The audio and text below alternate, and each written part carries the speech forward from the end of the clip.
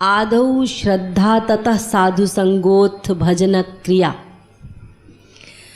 सर्वप्रथम श्रद्धा के पश्चात वास्तविक संत का मिलन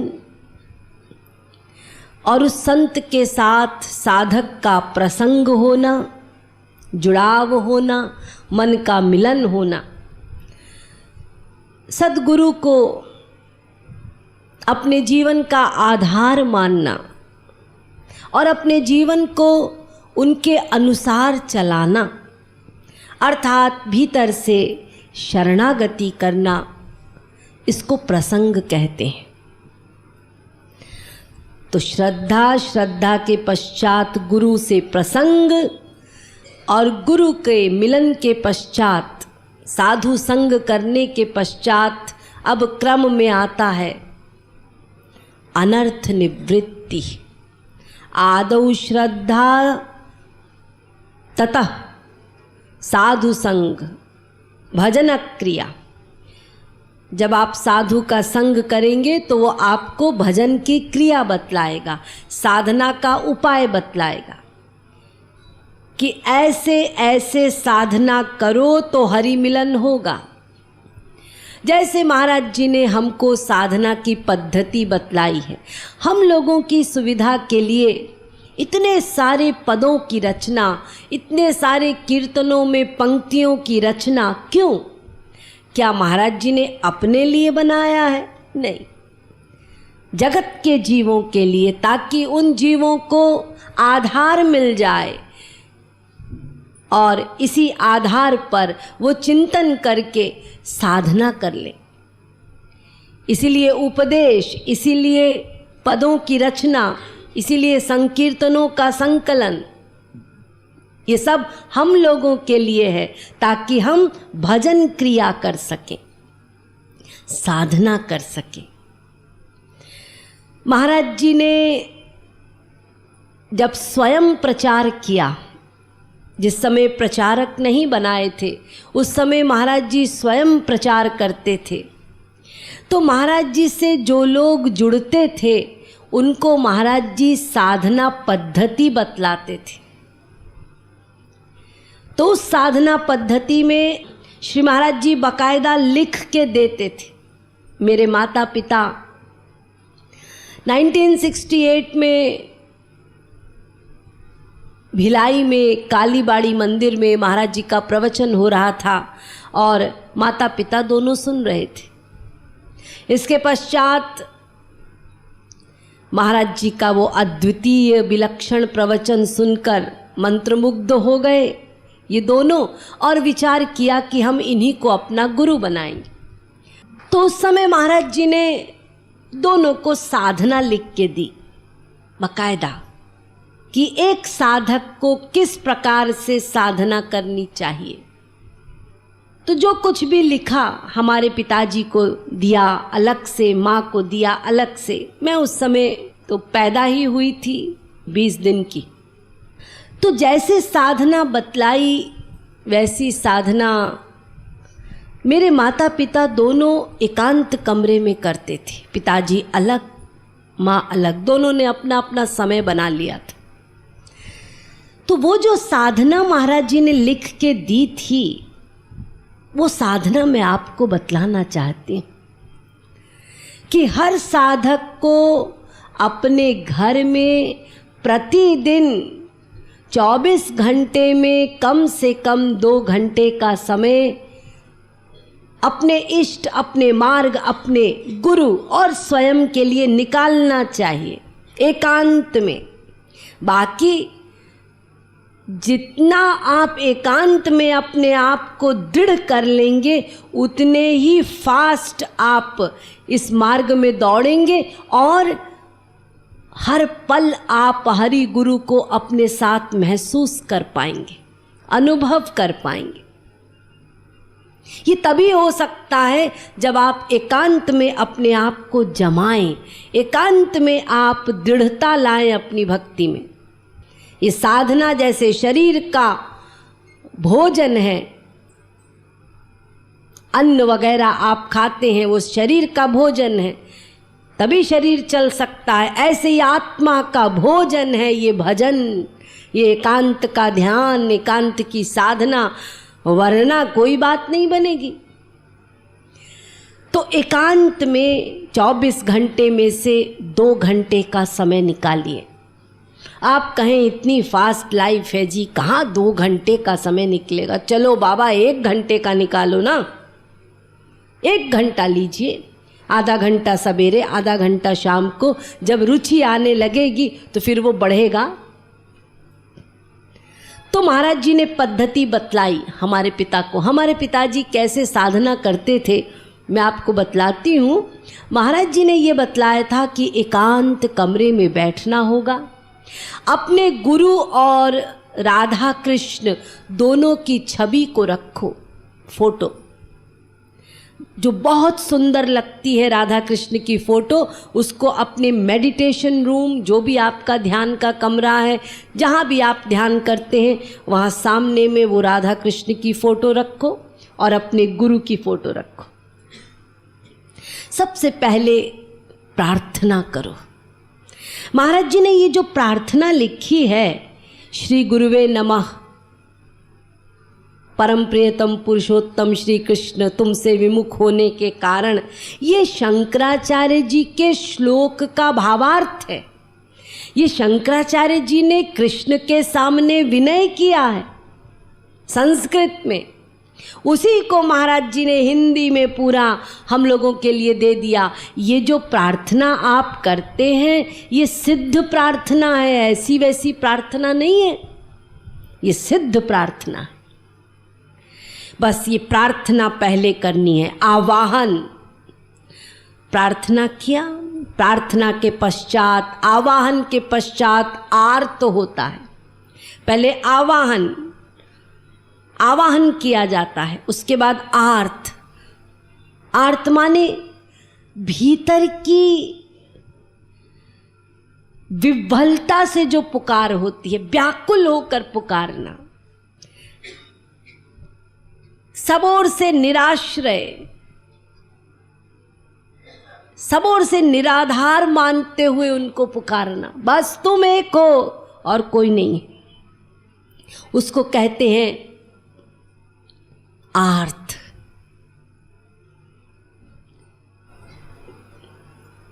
तो प्रार्थना के बाद आरती, आरती में आर्त होता है।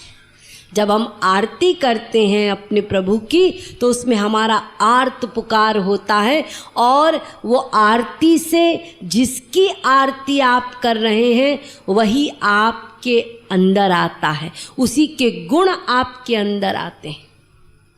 तो पहले प्रार्थना, प्रार्थना के पश्चात आरती, आरती के पश्चात आप आराम से बैठ जाइए, आसन लगाकर, सावधान होकर, और जो जो पद आपको बड़े अच्छे लगते हैं, जिन पदों को गाने से आपका मन जल्दी लगता है, उन पदों को चुन लीजिए, सिलेक्ट कर लीजिए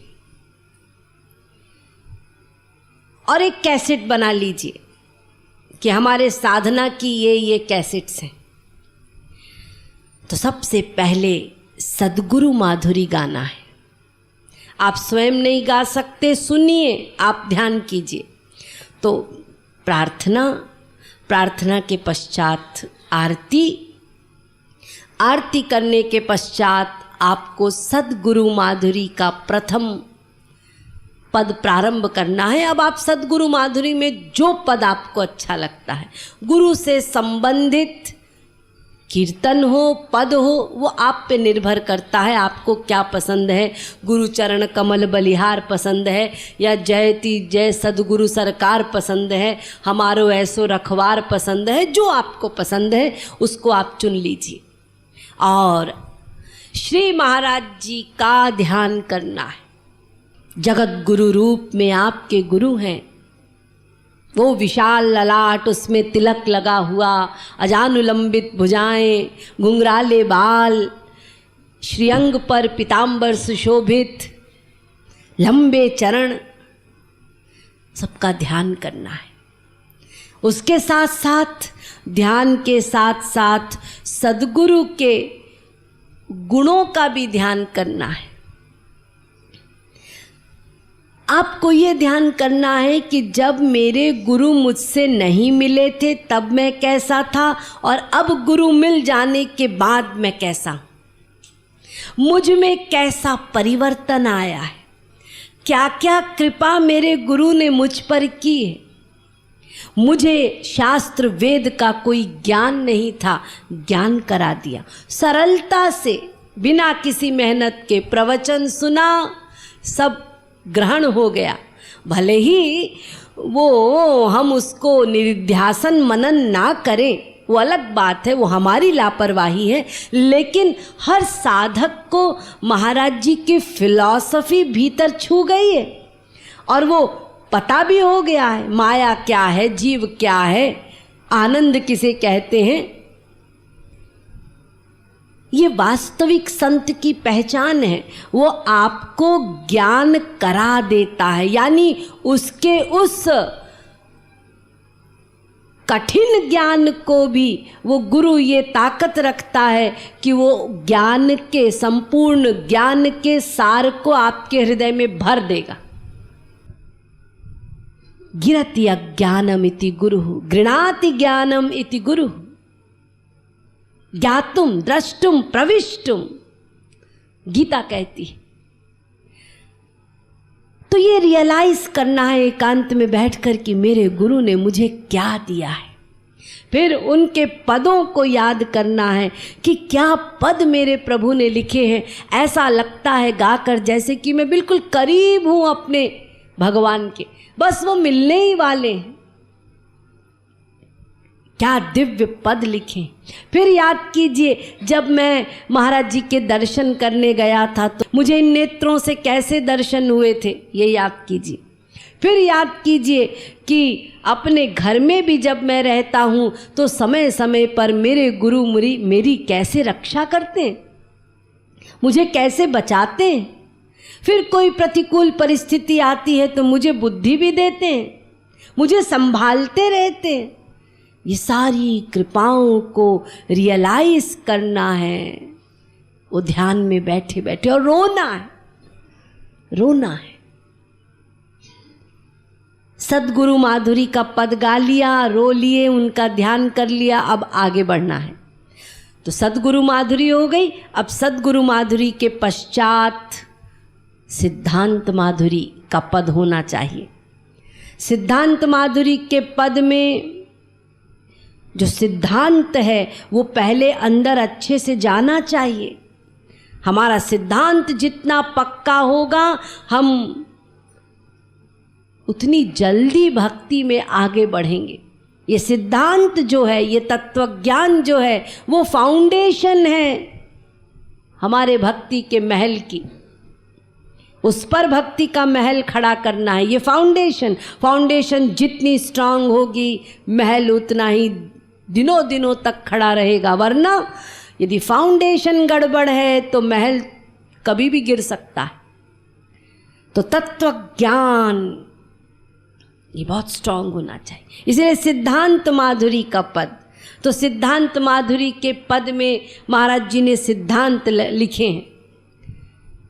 अरे मन अवसर बीत्यो जात, ए मन ये अवसर बीत रहा है, मर जाओगे, मरने से पहले अपनी बिगड़ी सुधार लो। मन क्यों नहीं हरि गुण गा रहा, श्याम चरण शरणाई गहोरे मन। ये मन को संबोधित करते हुए जितने पद हैं ये सब हमारे लिए विटामिन एंड मिनरल्स हैं, प्रोटीन है।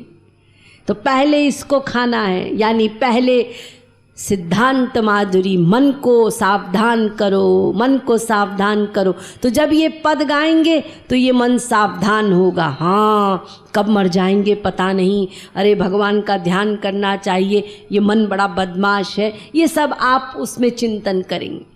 सिद्धांत माधुरी के बाद जब मन सावधान हो गया, अब सिद्धांत माधुरी के बाद दैन्य माधुरी। दीनता आ गई मन में। मन कहता है अब हम सब समझ गए, सब स्वार्थी हैं जी, संसार में कोई अपना नहीं है, हमको अपनी बिगड़ी बनानी है। इसलिए अब मन करुण हो गया, दीन हो गया। अब वो दीन होकर भगवान को पुकारता है। तो अब दैन्य माधुरी का पद गाना है।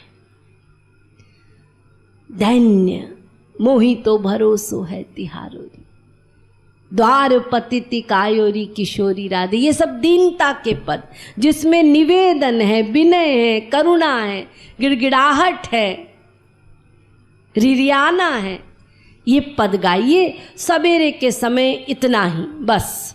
प्रार्थना, आरती, सिद्धांत माधुरी, दैन्य माधुरी, विराम दे दीजिए, आपकी साधना हो गई। अब आप अपना संसारी काम कीजिए, अपने काम में लगिए। तो ये जो आपने सुबह साधना की है, आप काम भी करते रहेंगे तो वो आपके सबकॉन्शियस माइंड में बैठ चुका है वो सब।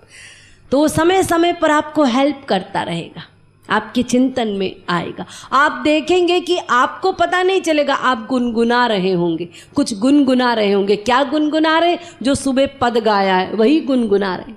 आपको नहीं पता चलेगा, आप अपना काम कर रहे हैं, करते नहीं। ये कमाल होगा। इसके बाद शाम को आए, अपना ऑफिस दुकान करके वापस घर में जल्दी जल्दी अपना काम निपटाओ, जो भी संसारी काम है फटाफट करो। उसके बाद अनावश्यक बातें नहीं करनी, ना बीवी से, ना बाहर वालों से, किसी से नहीं। ये नहीं कि बीवी रसोई कर रही है, कोई बात करने को नहीं है, चलो गाड़ी उठाओ दोस्त के यहाँ चलो गपशप मारेंगे, ये सब नहीं करना। बहुत हो गया गपशप। बहुत कम दिन रह गए जिंदगी के, कितना और 10-20 साल है, कितनी उम्र कलयुग की। तो जितना है हमारे हाथ में उसमें एक एक क्षण भी नहीं गंवाना है। इसीलिए सीरियस होना है। जितना हो गया काम ठीक है, उसके बाद अपना भोजन पहले लेना है, भोजन खा लीजिए, उसके बाद बैठिए साधना में। और नहीं तो बाद में भोजन खाइए, अपना सब काम वाम निपटाया और फ्रेश हुए और फिर जाकर आधा घंटा साधना कर ली। अब शाम की साधना में आप फिर से प्रार्थना के पश्चात ले लीजिए धाम माधुरी लीजिए, श्री कृष्ण माधुरी लीजिए, श्री राधा माधुरी के पद लीजिए, या प्रकीर्ण माधुरी के गाइए। इन पदों को गाना है। तो इस प्रकार से श्री महाराज जी ने सब लिख के दिया था हमारे पिताजी को। वो 1 घंटा सुबह और 1 घंटा शाम को ऐसी साधना करते थे। और ये भी बता दिया था, रूप ध्यान करके साधना करना और रूप ध्यान में अपने शरीर को छोड़ देना। मन से एक नया शरीर बनाना, उस नए शरीर को कहाँ ले जाना? गोलोक में। और गोलोक में देखना कि गोलोक के अंतःपुर में झूले में राधा कृष्ण आदि शक्ति और शक्तिमान दोनों बैठे, और खूब दर्शन करो उनका। कभी उनके चरण देखो, कभी उनका ललाट देखो, कभी उनकी भुजाएं देखो, हर अंग को देखो। और फिर पद गाओ, और पद गाते हुए उनकी रूप राशि का दर्शन करो, उनके गुणों का ध्यान करो, और दर्शन की व्याकुलता पैदा करते हुए रो रो कर उनको पुकारो कि जैसे मैं काल्पनिक ध्यान कर रहा हूँ, सच में आप ऐसे कब मिलेंगे, मुझको कब दर्शन होंगे। ये दर्शन, ये मिलन की व्याकुलता पैदा करके उनको पुकार पुकार के रोना। ऐसा सोचो कि वो दोनों भुजाएं पसार के मुझे गले से लगा रहे हैं, मुझे प्यार कर रहे हैं, मुझसे कुछ बोल रहे हैं, मुझे इशारे कर रहे हैं। इस प्रकार से सबको ध्यान करना है। ये ध्यान श्री महाराज जी ने बतलाया था। बस ऐसे ही आपको भी करना है हर रोज। फिर आप देखिएगा आपके भीतर कैसा परिवर्तन आएगा। तो आदौ श्रद्धा, ततः साधु संगोत्थ भजन क्रिया, ततो नर्थ निवृत्ति स्यात्, ततो निष्ठा रुचि, ततो आसक्तिस, ततः भावस, तथा प्रेमाभ्युदंचति।